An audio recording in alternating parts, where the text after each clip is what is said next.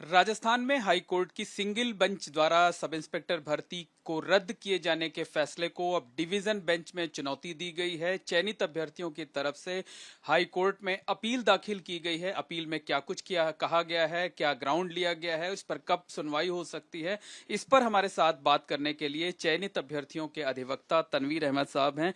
तनवीर साहब, जो आप लोगों ने अपील दाखिल की है उसमें क्या कुछ ग्राउंड लिया है आप लोगों ने? देखिए, अपील में हमने कई सारे ग्राउंड्स लिए regarding non maintainability of the writ petition, regarding the judicial review, scope of the judicial review.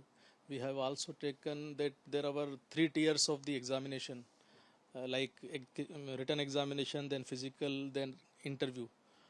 The aspects that certain candidates were already in employment, they came after leaving the job. There were candidates who also came to be selected in other recruitments also at the same time, but because of joining in the sub inspector they could not go there. All these aspects are there. Hindi में आप बताएं जी।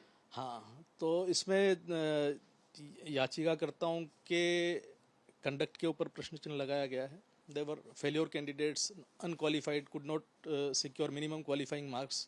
ऐसे लोग हैं जिन्होंने writ याचिका पेश करी है, तो maintainability of the writ petition के ऊपर भी हमने किया.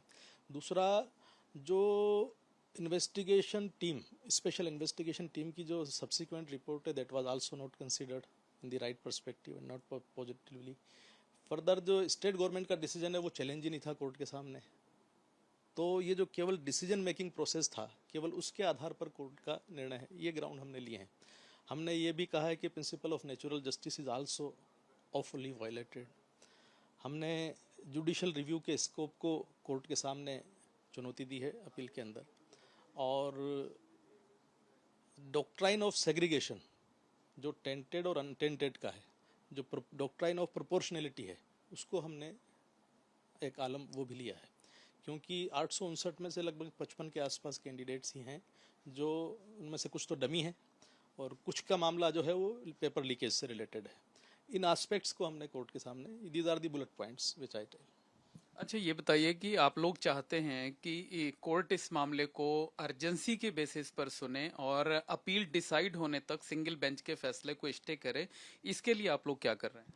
हम कल भी दोबारा मेंशन करेंगे कोर्ट के सामने. आज भी मेंशनिंग की थी तो परमिशन मिली है, और we will also request tomorrow again, ताकि नेक्स्ट वीक में सुनवाई हो पाए. क्यों चाहते हैं कि ये मामला अर्जेंसी बेसिस पर सुना जाए? इसके पीछे आप लोगों की क्या दलील है?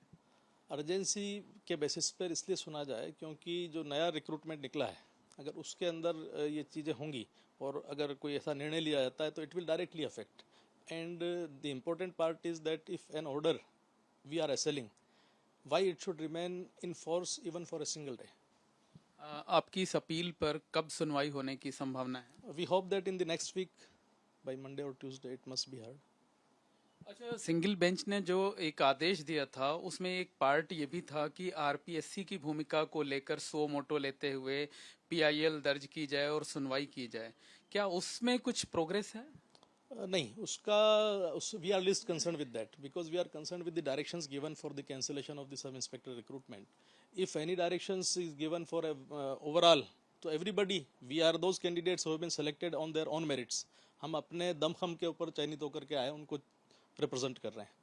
और हम तो चाहते हैं कि ऐसी कभी भी नहीं हो भविष्य के अंदर, ताकि जो लोग गेहूं के साथ गेहूं ना उसके गेहूं के साथ घुन नहीं पिसे, ऐसी स्थिति वाली जो स्थिति है वो उत्पन्न ना हो.